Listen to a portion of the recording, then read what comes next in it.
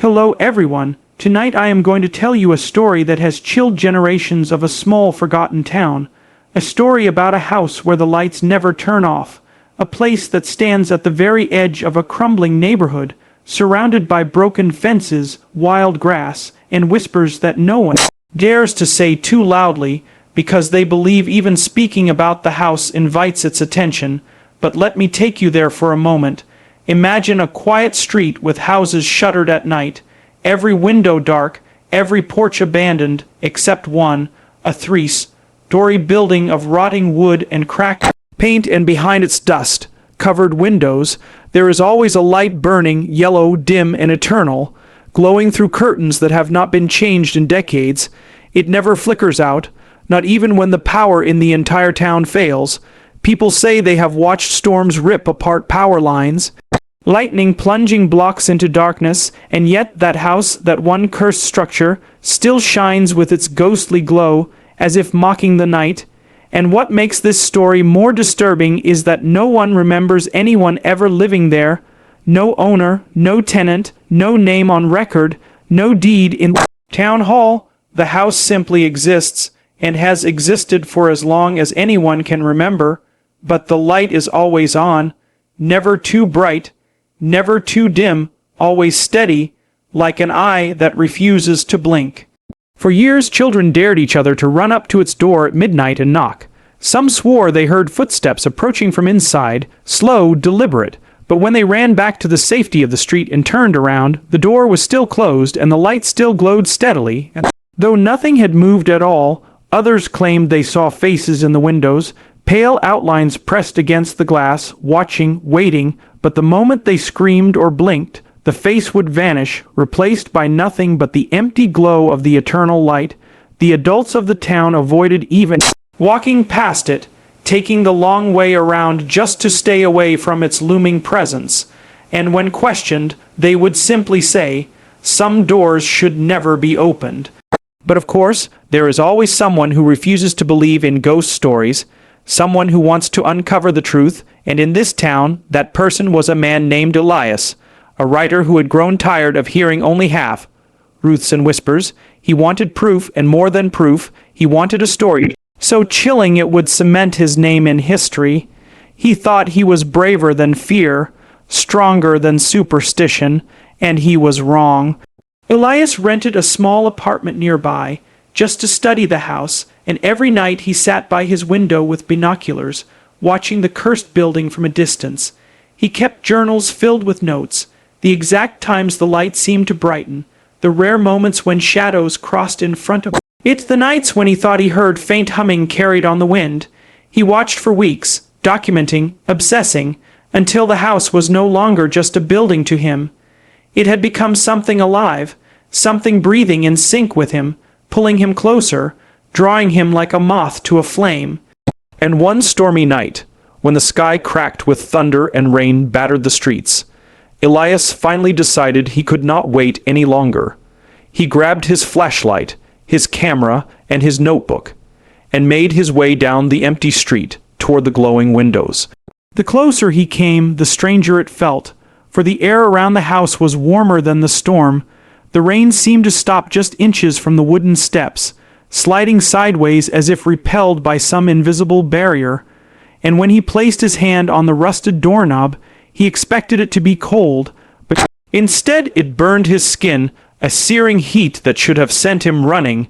But Elias only pressed harder, turning it until the lock clicked open with surprising ease, and the door creaked wide, releasing a smell that was both sweet and rotten, like flowers decaying in the sun and the light. That endless yellow glow spilled out around him, washing him in its unnatural warmth.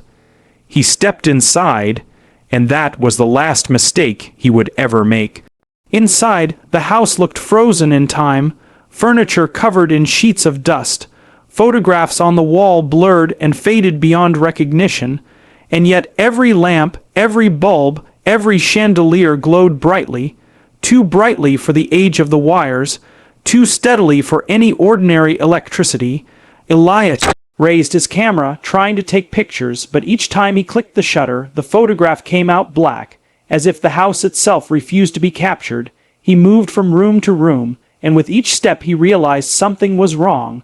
The sound of his footsteps echoed strangely, as though walls bent and stretched around him. Hallways seemed longer than they should be.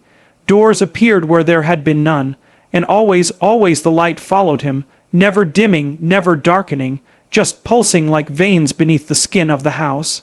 He climbed the stairs, drawn toward a glow brighter than the rest, and at the top floor he found a door slightly ajar, golden light spilling through the crack like liquid fire. His heart pounded as he pushed it open, revealing a room filled with dozens of lamps, lanterns, candles, and bulbs, all burning, all alive, but none connected to any wire or wick. They floated in mid-air, suspended, pulsing gently like organs in a body, and in the center of the room stood a chair, facing away from him, a shadowed figure seated in it, watching the glow. Elias whispered, "Who's there?" And for the first time, the lights flickered once, twice, before stabilizing. The figure turned slowly, and what he saw stole the scream from his throat. There was no face, no skin, no features, just a hollow shape of pure light shaped like a human. Its eyes were twin orbs that burned brighter than the sun, and yet Elias could not look away. The being spoke without sound, its voice pressing directly into his skull. "Welcome home," it said, and in that instant Elias realized the truth. The house was not a house, it was a cage, a vessel that trapped souls, feeding on them, turning them into its eternal glow. Every face people had ever seen in its windows had been someone who entered and never escaped, and now it had chosen him.